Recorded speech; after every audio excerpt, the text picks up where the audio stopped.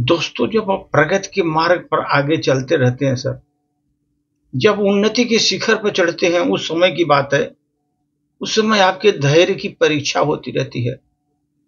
उस समय आत्मबल आप में कितना है उसका भी परीक्षा होती है, धैर्य की परीक्षा भी होती रहती है।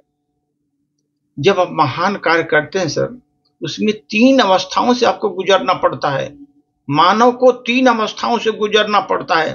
पहला सर, मानव मन का एक स्वभाव है, वह भी है कि स्वयं को कुछ श्रेष्ठ नहीं चाहता, अपने को कुछ श्रेष्ठ नहीं करना चाहता, और जो करता है उसे नहीं करने देता। जो महान कार्य करता है उसे करने में नहीं देता, खुद भी करता नहीं। सामने वाले का मनोबल गिराने के लिए अपना सशक्त हथियार निकालता है कि उसका अथवा उसके द्वारा किए जा रहे उपहास करता है। समाज में जाकर के देखो बड़ा बड़ा काम कर रहा है, ये काम कर रहा है, उसका उससे होगा, इस तरह का उपहास उड़ाता है। आदमी का फर्स्ट काम है, जब महान कार्य करेंगे पहला अवरोधक होता है, लोग उपहास करेंगे। जो नहीं कर पा रहे हैं आपका उपहास करेंगे। अगर आप उपहास से भी नहीं, अगर आपका कमी हो रही है आपके प्रगति में, तब क्या करेंगे? वो विरोध करेंगे सर। जहां उपहास से आपकी बात नहीं बन रही है, फिर वहां विरोध का जन्म देते हैं वो लोग। मनुष्य उस महान कार्य को विरोध करता है, जो स्वयं भी नहीं कर सकता उसका विरोध करता है। मनुष्य का मन बड़ा ईर्ष्यालु होता है सर, बहुत ईर्ष्यालु होता है। इसलिए दूसरों की यश कीर्ति मान प्रतिष्ठा पर वह कभी देख नहीं सकता। दूसरों की यश कीर्ति मान प्रतिष्ठा वह कभी देख नहीं सकता, इसलिए उसका विरोध चालू करता है। तीसरा है स्वीकृति। उपहास और विरोध जैसे आत्मबल को गिराने वाले अस्त्र अगर निष्फल हो जाते हैं, अगर उपहास और विरोध जैसे आत्मबल को गिराने वाले अस्त्र अगर निष्फल हो जाते हैं, वहां एक ही रास्ता बचता है, वो है स्वीकृति। एक्सेप्ट करो भाई, चलो चलने दो। महान कार्य करते समय कभी जीवन में विरोध होने लगे, धैर्यवान बनकर काम करना, धैर्यवान बनकर काम करना। क्योंकि इंसान करने वालों ने तो भगवान का भी विरोध किया है। क्योंकि इंसान करने वालों ने तो विरोध भगवान का भी किया है, इसलिए घबराने का नहीं है, वो विरोध भगवान भी करेंगे वो। इसलिए धैर्य निष्ठा के साथ अपने मार्ग पर आप अग्रसर होते रहिए, अपने मार्ग पर अग्रसर होते रहिए। लोग हंसेंगे, लोग जलेंगे, मगर आपकी कीर्ति के प्रकाश को धूमिल नहीं कर पाएंगे। लोग जलेंगे, हंसेंगे, लेकिन आपकी कीर्ति को, वो प्रकाश को धूमिल नहीं कर पाएंगे, क्योंकि स्वयं का बल है, आत्मबल से आप परिपूरित हैं।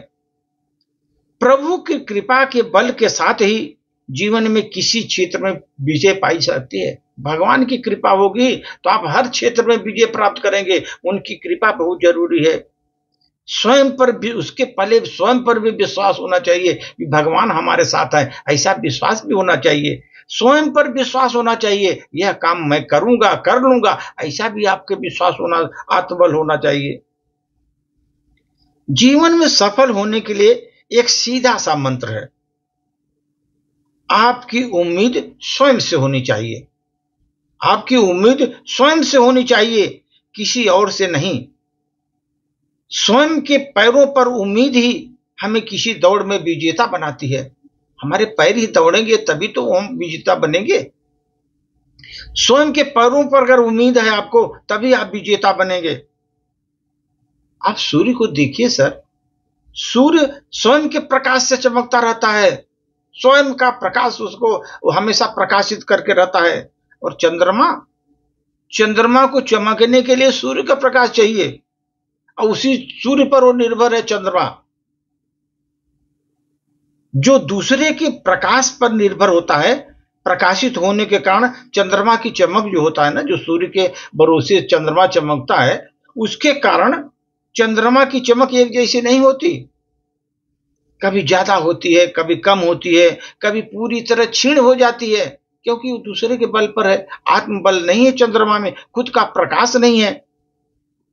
कमल भी सर देखिए तालाब में कितने अच्छे ढंग से खिला रहता है, अपना सौंदर्य बिखेरता रहता है उतनी देर तक जितनी देर तक सूर्य उगे हुए हैं। सूर्य निकले हैं, कमल खिला है, सूर्य अस्त, कमल मुरझा जाता है। इसीलिए सूर्य के प्रकाश से कमल भी खिला हुआ है। जीवन में सफल एवं सदा खुश रहना है तो दूसरों को किसी प्रकार की उम्मीद छोड़ दीजिए। दूसरों से किसी प्रकार की उम्मीद आप छोड़ दीजिए। प्रभु की कृपा के बल पर भरोसा बनाए रखिए। प्रभु की कृपा के बल पर भरोसा बनाए रखिए।